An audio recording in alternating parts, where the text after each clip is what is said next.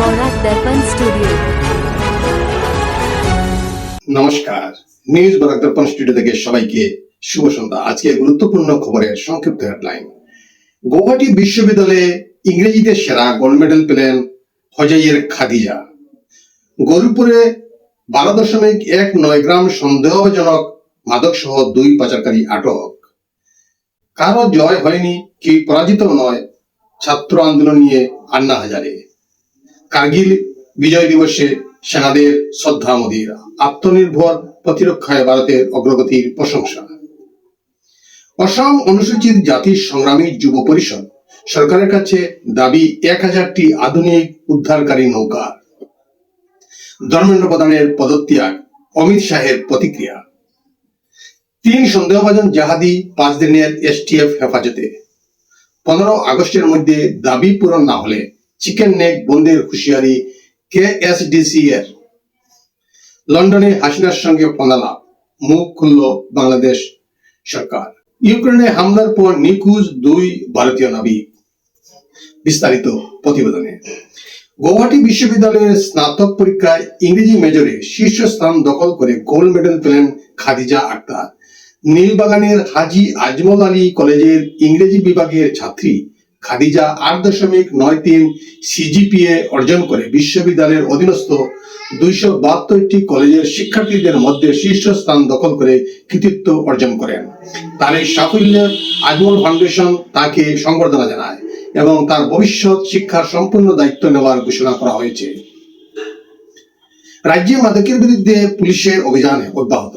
এবার ধুবড়ী জেলায় গৌরীপুরের গৌরীবাজার এলাকায় অভিযান চালিয়ে 12.19 গ্রাম সন্দেহজনক মাদক সহ 2 পাচারকারীকে আটক করেছে পুলিশ। গোপন সূত্রের ভিত্তিতে অভিযান চালিয়ে শাহজাহান মিয়া ও হানিফ তালুকদারকে আটক করা হয়।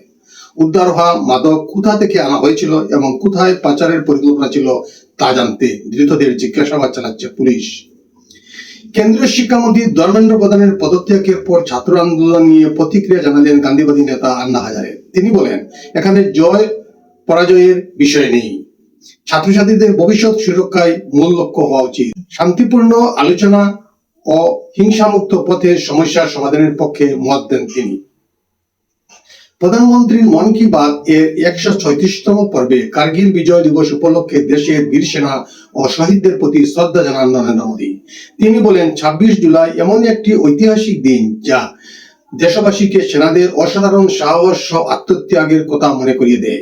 এদিন মোদী ভারতীয় নৌসেনায় INS মহেন্দ্রগিরি অন্তর্ভুক্তি এবং DRDOর Pinaka long range guided rocket ও খুশা মিসাইল প্রশিক্ষণের সাফল্যের কথাও তুলে ধরেন। তিনি বলেন, দেশীয় প্রযুক্তি ও আত্মনির্ভরতার মাধ্যমে ভারত প্রতিরক্ষা ক্ষেত্রে শক্তিশালী হয়ে উঠেছে এবং বিশ্বস্ত প্রতিরক্ষা অংশীদার হিসাবে নিজেদের অবস্থান আরো মজবুত করেছে। ইন্দোনেশিয়ার সঙ্গে ব্রহ্মোস ও আস্ট্রা ক্ষেপণাস্ত্র সংক্রান্ত চুক্তিকেও তিনি ভারতের প্রতিরক্ষা সক্ষমতার প্রতি আন্তর্জাতিক আস্থার প্রতীক হিসাবে উল্লেখ করেন। অসমের ভয়াবহ বন্যা পরিস্থিতি মোকাবিলায় প্রতিটি বন্যাপ্রবল জেলায় অন্তত 1000টি আধুনিক উদ্ধারকারী নৌকা আগাম বরাদ্দের দাবি জানালেন অসম অনুসূচিত জাতি সংগ্রামী যুব পরিষদের মুখ্য উপদেষ্টা পবিত্র হাজারিকা। দ্রুত উদ্ধার অভিযান চালিয়ে প্রাণহানি রোধে বিশেষ ব্যবস্থা গ্রহণের জন্য সরকারকে আহ্বান জানান তিনি। ধর্মেন্দ্র প্রধানের পদত্যাগ নিয়ে প্রথমবার প্রতিক্রিয়া জানালেন কেন্দ্রীয় স্বরাষ্ট্রমন্ত্রী অমিত শাহ। তিনি বলেন, আমাদের কাছে মন্ত্রীর পদ নয়, দেশ ও দেশের শিক্ষার্থীদের ভবিষ্যৎই বেশি গুরুত্বপূর্ণ। অমিত শাহ জানান, গণতন্ত্রের শিক্ষার্থী ও সাধারণ মানুষের আবেগকে সম্মান করা হয়, শিক্ষা ব্যবস্থায় স্বচ্ছতা বজায় রাখা এবং শিক্ষার্থীদের স্বার্থ সুরক্ষিত করাই সরকারের মূল লক্ষ্য। তিনি আরো বলেন, রাজনীতিতে পদমর্যাদা পরিবর্তন হতে পারে, কিন্তু যুব প্রজন্মের বিশ্বাস ও দেশের উন্নয়নকে সর্বদা অগ্রাধিকার দেওয়াই সরকারের সংকল্প। ধুবড়ী, চিরাং ও বরপেটা থেকে গ্রেপ্তার করা 3 সন্দেহভাজন জাহাদিকে 5 দিনের STF হেফাজতে পাঠিয়েছে আদালত। তাদের বিরুদ্ধে পাকিস্তানের শেহজাদ ভট্টি নেটওয়ার্কের সঙ্গে যোগাযোগের অভিযোগ রয়েছে। STF এর অভিযানে মোবাইল ব্যাংকের পাসবুক ও ATM কার্ড উদ্ধার হয়েছে। তদন্তে অসমের সক্রিয় স্নিপার সেলের আরো তথ্য পাওয়ার দাবি করেছে STF। কামতাপুর রাজ্য দাবি সমিতি পর্বত জুড়ায় এক সাংবাদিক সম্মেলনে জানিয়েছে আগামী 15 আগস্টের মধ্যে তাদের দাবি পূরণ না হলে 16 আগস্ট থেকে গণতান্ত্রিক আন্দোলনে নামবে তারা। সংগঠনের দাবি ঐতিহাসিক কামতাপুর রাজ্য পুনরুদ্ধার, কোচ রাজবংশী জনগোষ্ঠীকে জনজাতি মর্যাদা এবং কামতাপুরী ভাষাকে সংবিধানের 8ম তফসিলে অন্তর্ভুক্ত করা। দাবি পূরণ না হলে চিকেন নেক সহ রেল ও সড়কপথ বন্ধ করে উত্তর পূর্বাঞ্চল অচল করার হুঁশিয়ারিও দিয়েছে সংগঠনটি। বাংলাদেশের সদ্য প্রাক্তন রাষ্ট্রপতি মোহাম্মদ শাহাবুদ্দিনের পদত্যাগ ঘিরে জল্পনা তুঙ্গে। লন্ডনে গিয়ে শেখ হাসিনার সঙ্গে ফোনে কথা বলার পরই তিনি পদত্যাগ করেন এমন খবর ছড়ালেও তা অস্বীকার করেছে বাংলাদেশ সরকার। স্বরাষ্ট্রমন্ত্রী সালাউদ্দিন আহমেদ জানিয়েছেন এই দাবির কোনো প্রমাণ সরকারের কাছে নেই। নতুন রাষ্ট্রপতি নির্বাচিত না হওয়া পর্যন্ত স্পিকার দায়িত্ব সামলাবেন।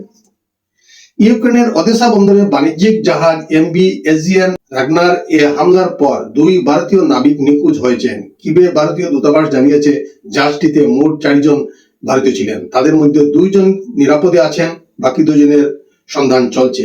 নিখোঁজ নাবিকদের উদ্ধারে স্থানীয় কর্তৃপক্ষের সঙ্গে যোগাযোগ রাখা হচ্ছে। ঘটনাটি নিয়ে পরিস্থিতির উপর নজর রাখছে ভারতীয় দূতাবাস। আজকের প্রতিবেদনে এখানেই সংক্ষিপ্ত বিরতি টানছি। সবাইকে আবারও শুভ সন্ধ্যা জানিয়ে বিদায় নিচ্ছি। নমস্কার। न्यूज़ बोरा दर्पण स्टूडियो।